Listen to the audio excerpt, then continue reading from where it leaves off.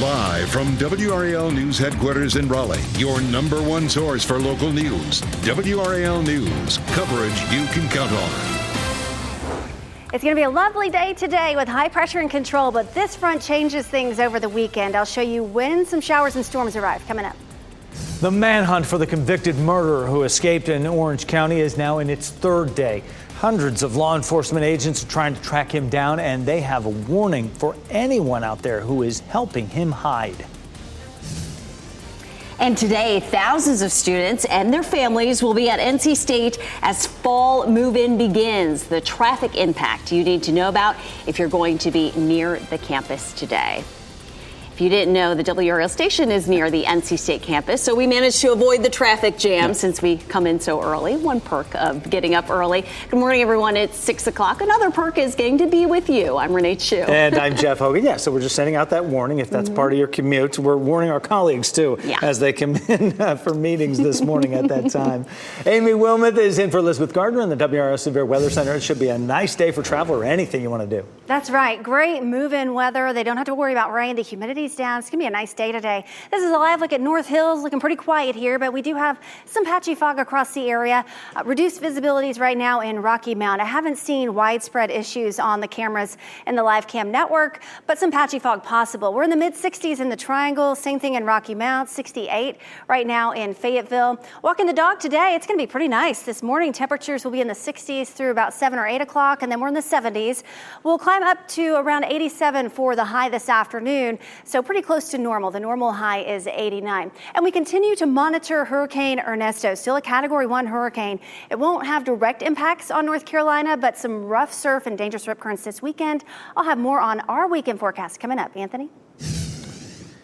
Amy, as we head out to the roads this morning, thankfully things are still looking pretty good. Everything in the green, no major crashes to report there as we check out Raleigh, Durham, the kind of our viewing area there, the central parts, if you will. We take a live look outside, though, I-40 at South Saunders. Again, cars are moving along smoothly, but I anticipate that to pick up here as we go through the commute. We will keep a close eye on it for you, but right now looking great. The manhunt for convicted murderer Ramon Alston is in its third day now. Today, the Orange County Sheriff says they are following strong leads. They don't believe there is an immediate threat to the community this morning. Students will see more security on Durham Tech's Orange County campus. They returned to class today for the first time since Alston escaped right near their school. More than 300 local, state, and federal law enforcement officers are involved in this manhunt to track Alston down. He escaped custody Tuesday morning while at UNC Hospital's Hillsborough campus for a medical appointment. The Orange County Sheriff says he believes someone helped him escape. He doesn't think it was a law enforcement officer. He warns anyone who may be helping him hide will be charged with a felony. At a news conference, we asked if this will change how the Department of Adult Corrections handles transporting inmates. There are a lot of factors we're going to look at in the after-action review, and certainly that'll be one factor. Alston is serving a life sentence for shooting and killing one-year-old Malia Williams in Chapel Hill. She was hit in a drive-by shooting while playing outside her apartment Christmas Day in 2015. Authorities are offering a $35,000 reward for information that leads to Alston being captured. You can call the tip line on your screen.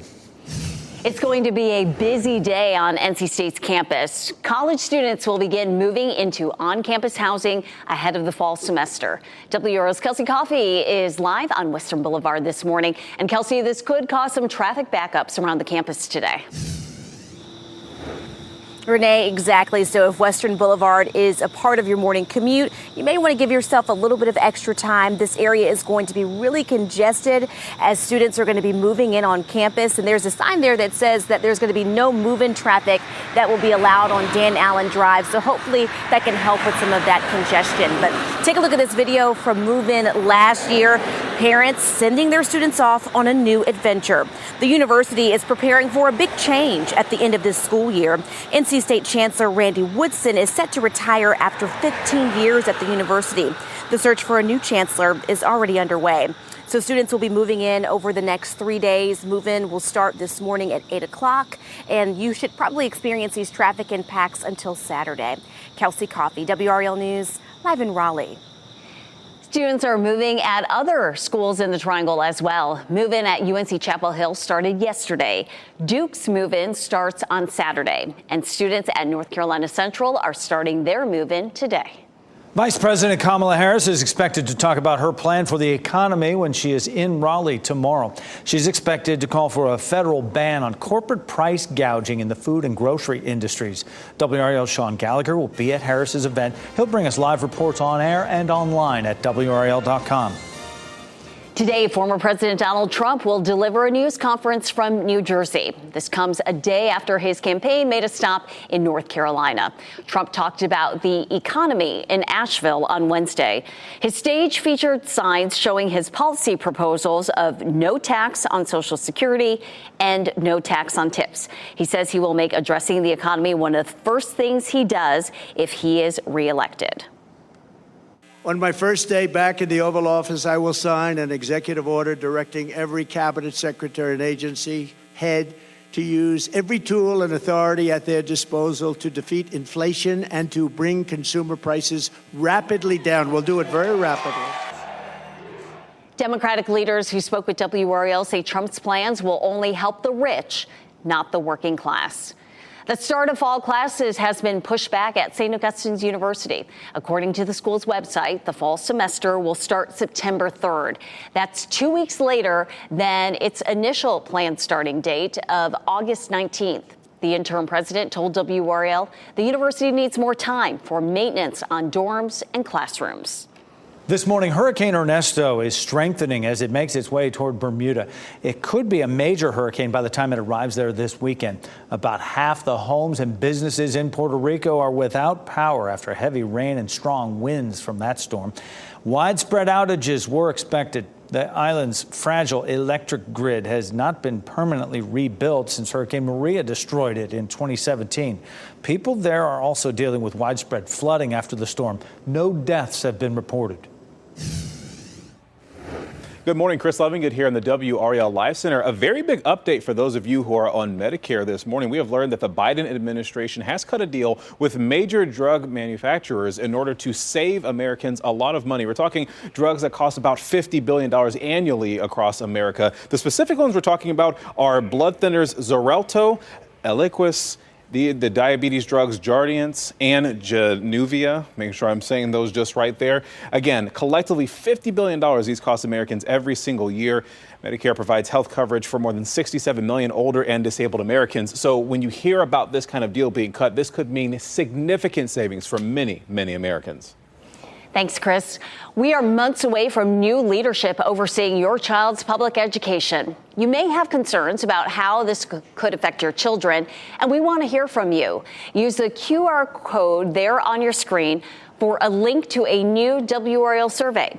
We want to know which qualifications you think are most important for the next state superintendent. The survey only takes a few minutes. If you can't get to your phone quickly enough, search Back to School on WRAL.com and you'll find the survey at the top.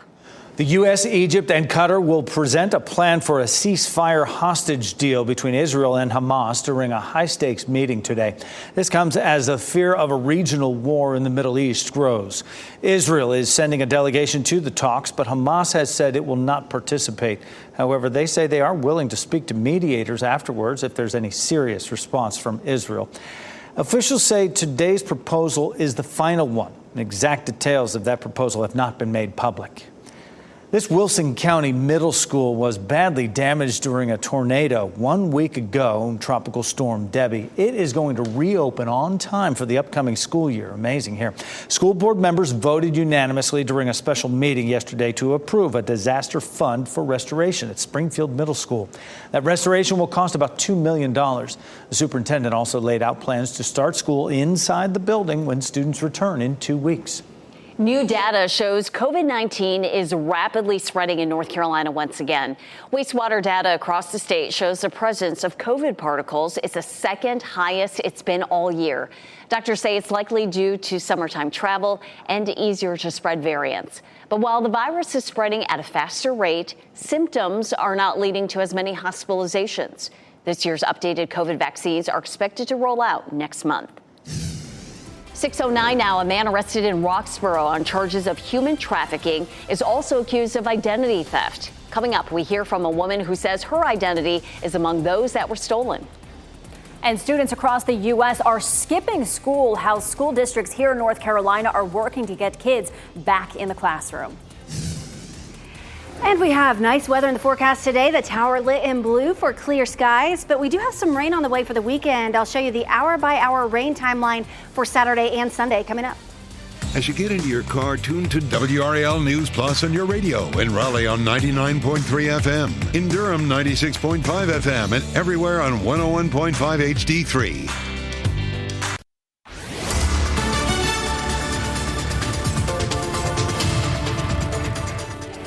Pretty start to the day today. A little bit of patchy fog, but not anything widespread causing any big issues. Apex, pretty quiet here. The sun's starting to come up and brightening in the gardens right now. And a pretty picture in downtown Raleigh.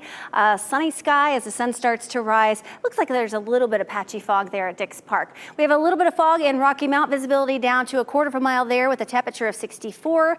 64 in Southern Pines at 65 right now in Tarboro. For the morning commute, looking pretty good aside from the patchy fog. Temperatures will be in the 60s through 8 a.m. and then mid-70s by 10 a.m. Hour by hour today, mostly sunny. The humidity stays fairly low. Overall, a nice day with a high of 87. Rain chances return over the weekend. I'll have the timeline coming up. As we check out where we sit on the roads this morning, we're also quiet. No crashes to report. There's a look at I-40 at South Saunders. There you can see the cars moving along smoothly.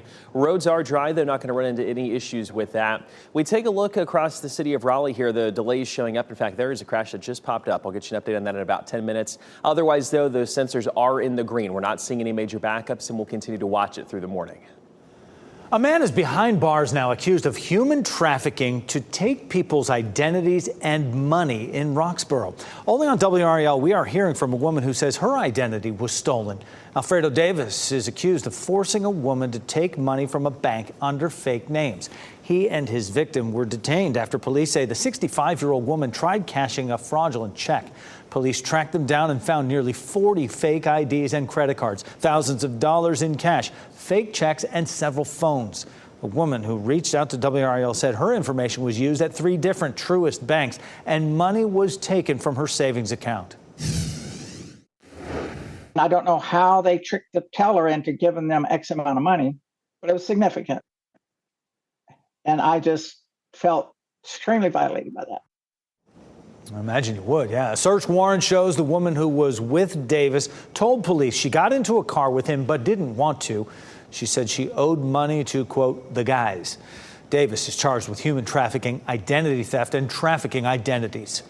The Department of Justice is defending a plea deal it struck with Boeing over the 2 deadly 737 MAX jetliner crashes. The DOJ said in a court filing the plea deal holds the company accountable. It also said it will not prosecute Boeing for more serious crimes. This comes after family members of the victims requested a federal judge to reject the settlement. Boeing was ordered to pay a fine of at least $243.6 million and invest $455 million in its compliance and safety programs. The new school year is upon us, and a staggering statistic shows millions of kids across the U.S. missed weeks of school, including thousands of kids here in North Carolina. WRAL's Michelle McConaughey is here with those numbers and what schools are doing to fix this, Michelle. Yeah, Jeff, they want to get kids back in the classroom. 1 in 4 North Carolina students were chronically absent from school during the 2022-23 school year. That's 417,000 kids, but that's an improvement from the year before when 1 in 3 kids were skipping school. North Carolina has actually made some of the biggest progress among U.S. states, and this is all part of an ongoing national trend of students just not showing up to school as much as they used to before COVID. Educators say more kids are feeling overwhelmed by school or overly cautious about illness.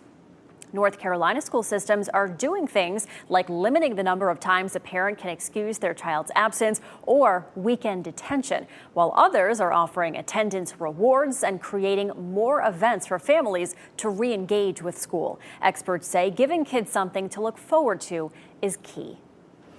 Can you actually make good money by playing games on your phone? Ahead this morning on Today, senior consumer investigative correspondent Vicki Wynn takes a closer look at popular card-playing phone games like Solitaire and Bingo. And how much money did you make? Yeah, I made $100 about. After a year and a half of playing for several hours at a time? Yeah, it can be very easy to just get carried away because it's like having a casino on your phone. Everything you need to know about the new lawsuits accusing some of these games of being rigged. That's coming up on Today, which starts at 7 o'clock right here on WRAL. 6:17 is the time right now on our Thursday morning when the temperatures and the dew point with that humidity are both in the mid to low 60s. I'm not thinking August, Amy, but right? it We're is. okay What a with this. treat. Yeah, it's not bad. Yesterday was pretty good too.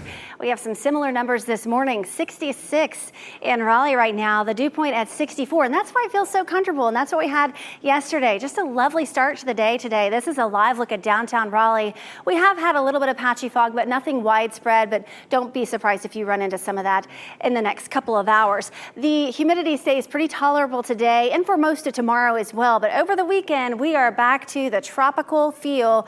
Dew points will be back in the 70s, and that comes with some rain and the potential for storms.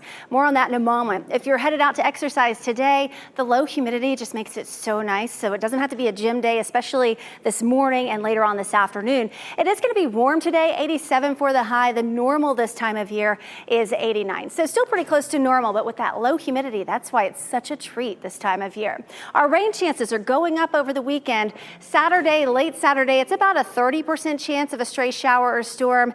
And then Sunday, that's our better chance for scattered showers and storms. It's a 60% chance, and we still have a 30% chance for some rain on Monday.